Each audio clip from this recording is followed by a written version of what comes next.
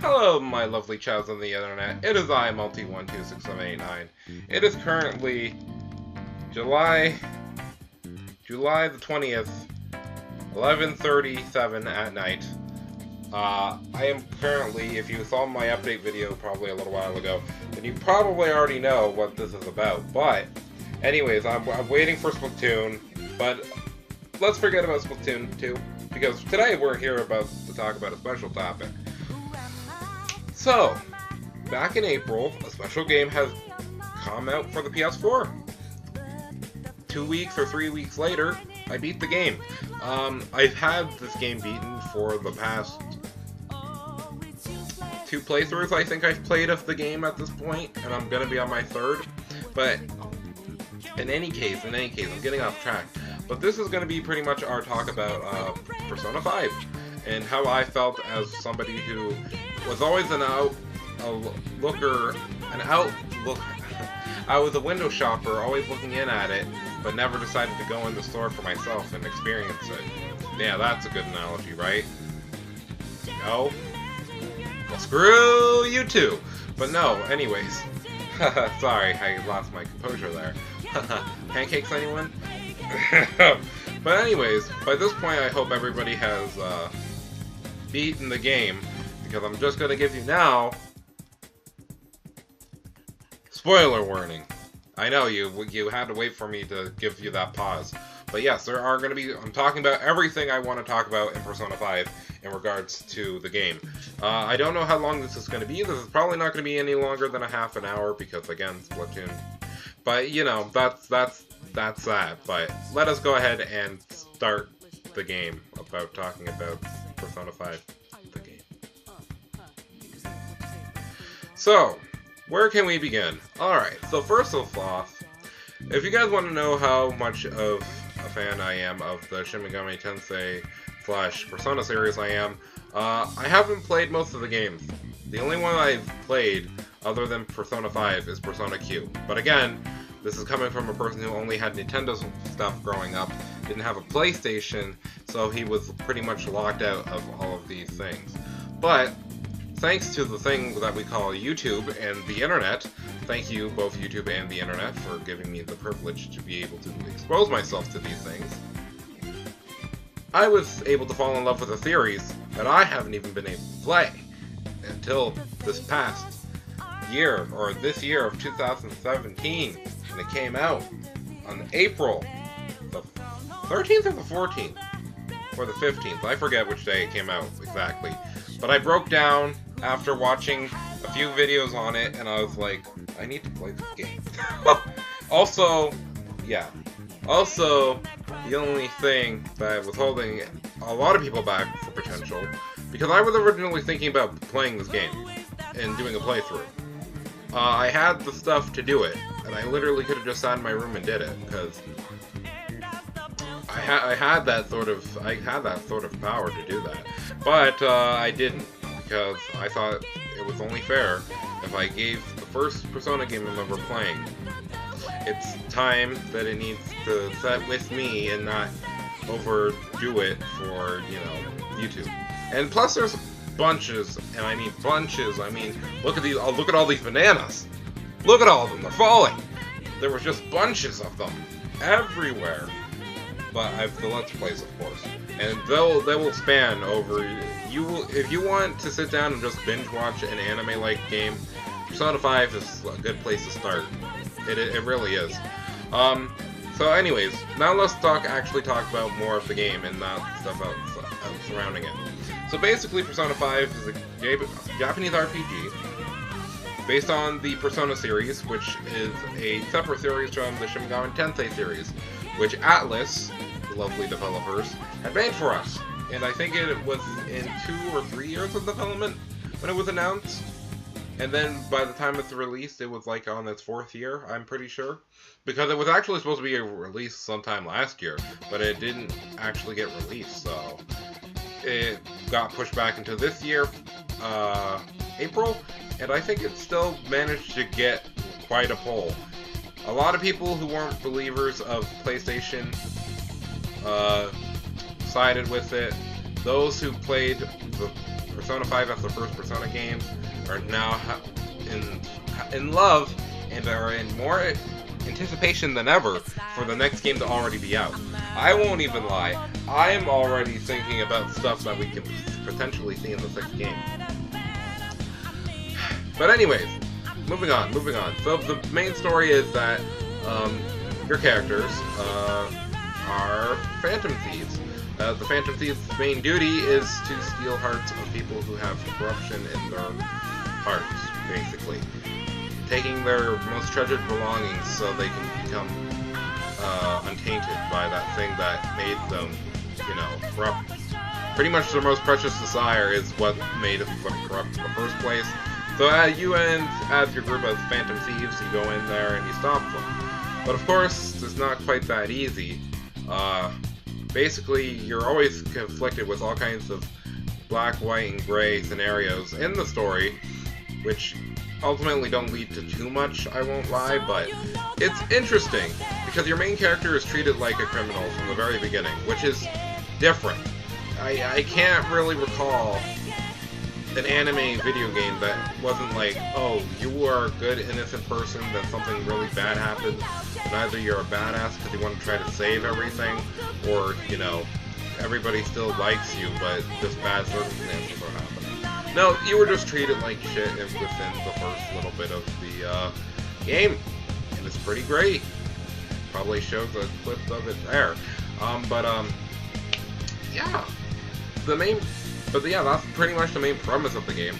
It goes into a few more layers, but again, I'm just gonna talk about what I feel like talking about.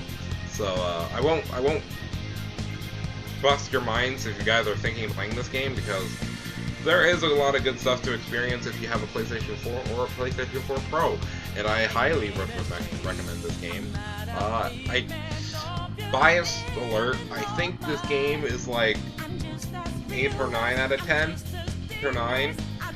And hear me out, okay? It could have been a 10 out of 10. But again, there's two things that held it back. The Atlas censorship from Japan held the game back.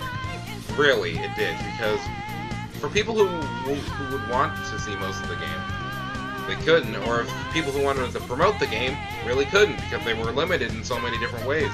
And they still technically have a penalty up for the last few chapters of the game, which it makes sense, but still, from a business and consumer standpoint, it also makes sense as well. But at the same time, for people who are giving you free promotion and you're not even using any money to really sell your game, it kind of hinders the whole thing. Especially because there's been people who've been striked on their channel for no reason, even if they haven't broken rules on the deadline. That is quite poopy and quite not fun. And I feel bad for any of those people who have got hit by that, because that's kind of like unfair and unjust. And also, I hate how, in actually one part of the game, they talk about, oh yeah, copywriting stuff or plagiarism is really bad. But at the same time, it's like, well, it's not plagiarism completely. Anyways, it talked about some copyright stuff in the game, and everybody who got to that part was like, oh, thanks, Atlas, for reminding us about that one thing. But what was the second thing that I was going to say about the game that makes it 8 out of 10 than a 10 out of 10?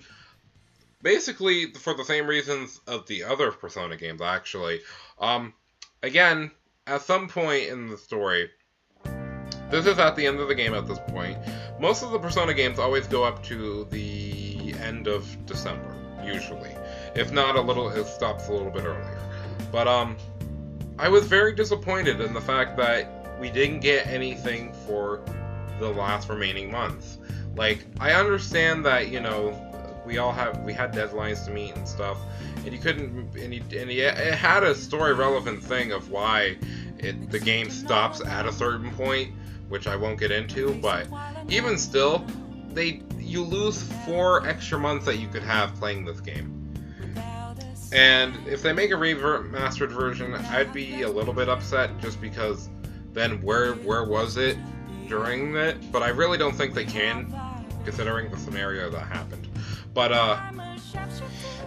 yeah, so you pretty much end in December, and then you lose January, February, January, a little bit of February. You only get 1 day of February, and then March, and then you get 1 or 2 days in April, and that's it. But you start in April, and you go all the way down to December, which is nice.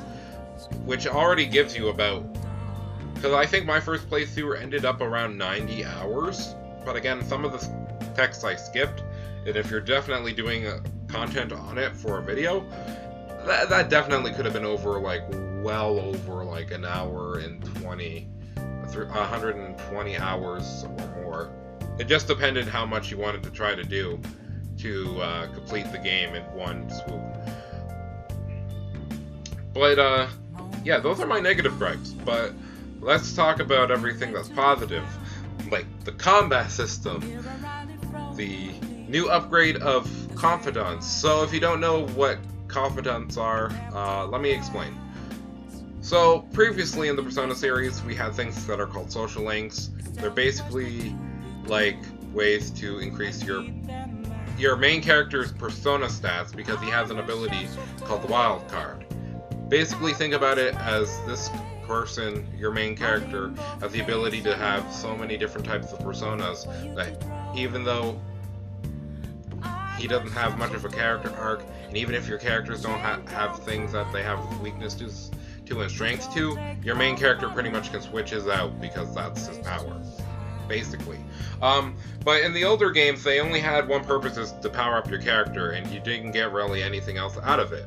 Confidant system comes along and says, listen, meet all these people, they'll give you good stuff, you'll learn stuff from them, and it will help improve you as a person, your main character. Which was really nice. I really liked that.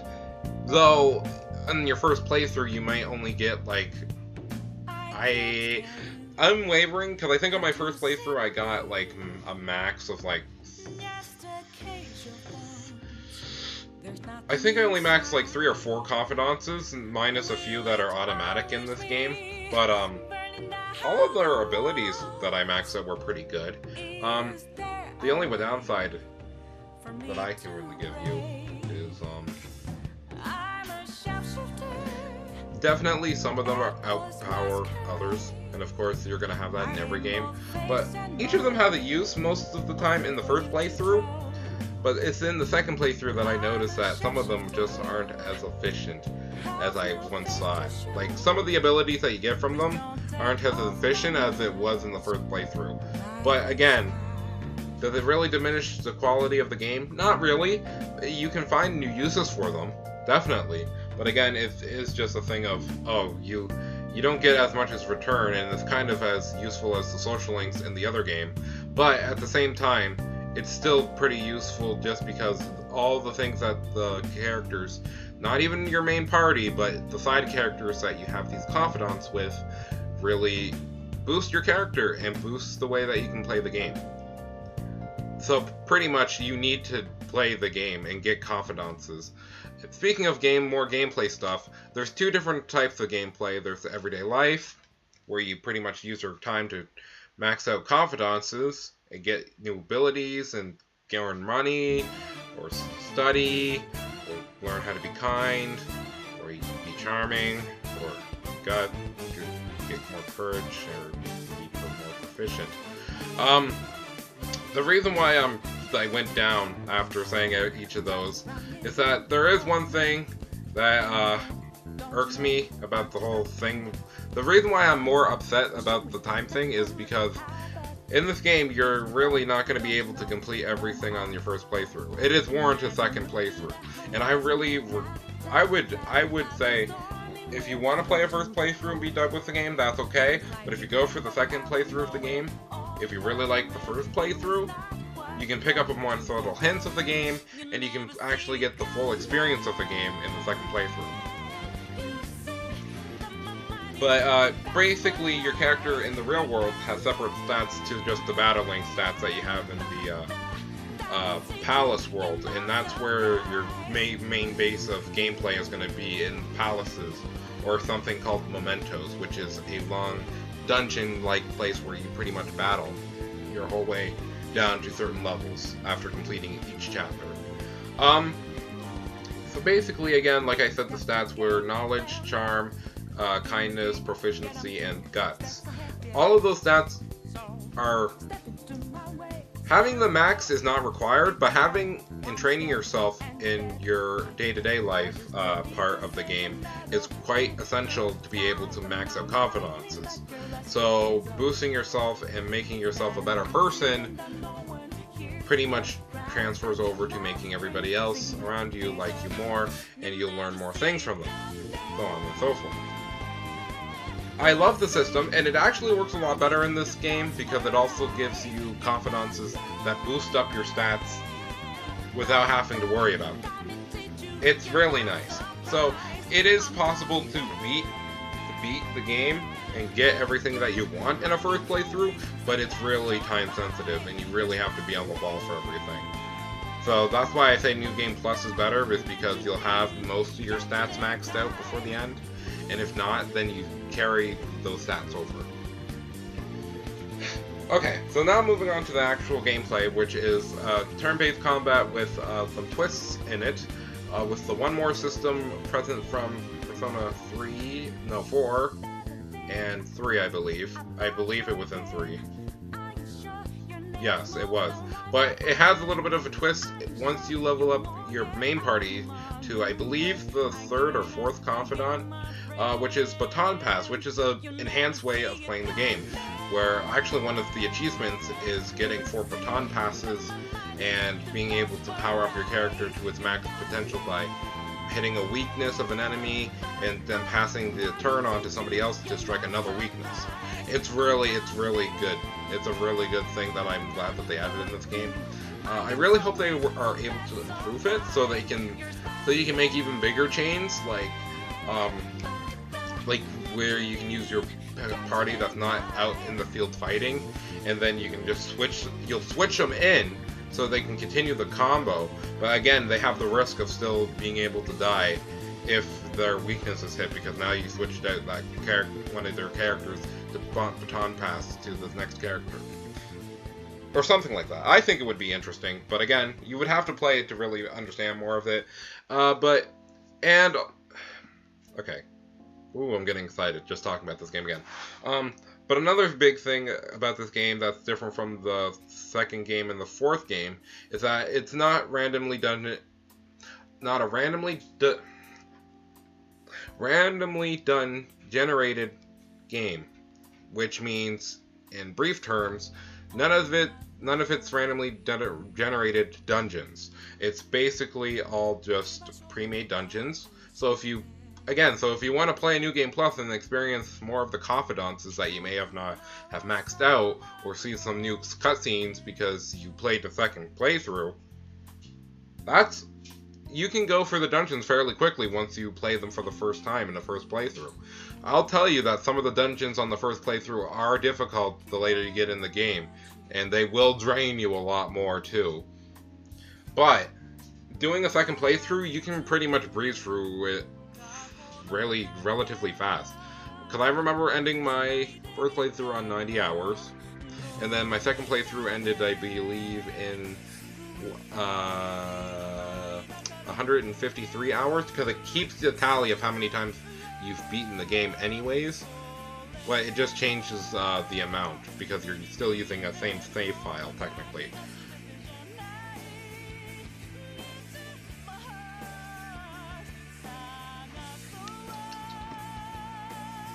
Now, let's get into the real part, which you guys are probably wondering about.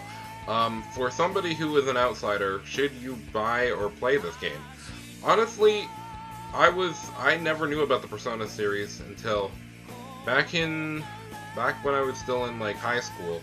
I was pretty depressed and I didn't know what I was going on in my life. It was hard, I was struggling, and I randomly went across the game Persona 4, and somebody was playing through it.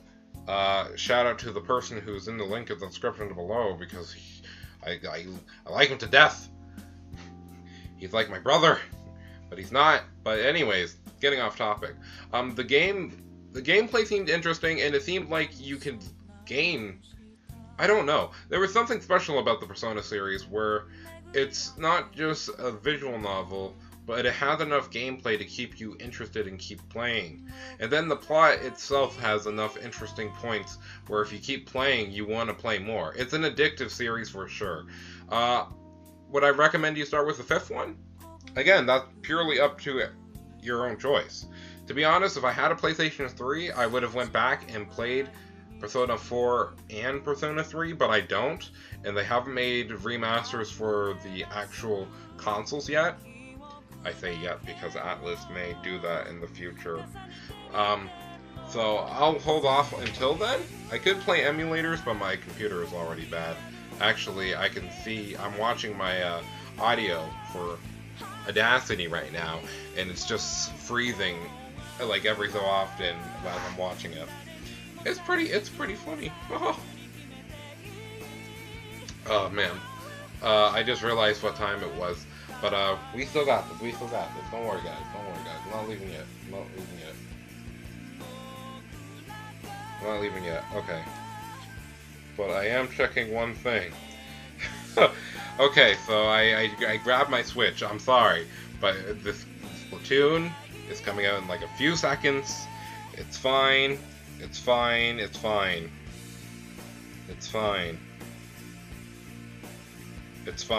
But no, basically, what I'm saying, from somebody who basically came into Persona 5 being like, I don't know how this is gonna go, and now I'm addicted.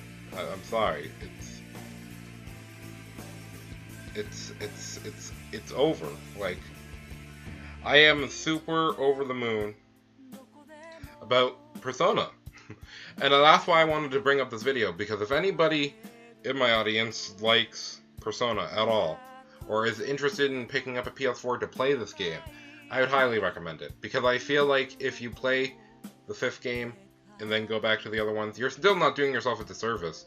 But it's going to be harder to get back into the older ones because of how their style has changed so dramatically from the 5th one.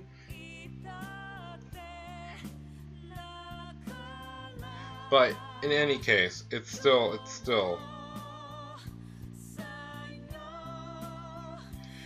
gonna be a wonderful game for you to play. Okay, so yeah, I'm almost at the midnight hour. The game, Splatoon, should be coming out very soon.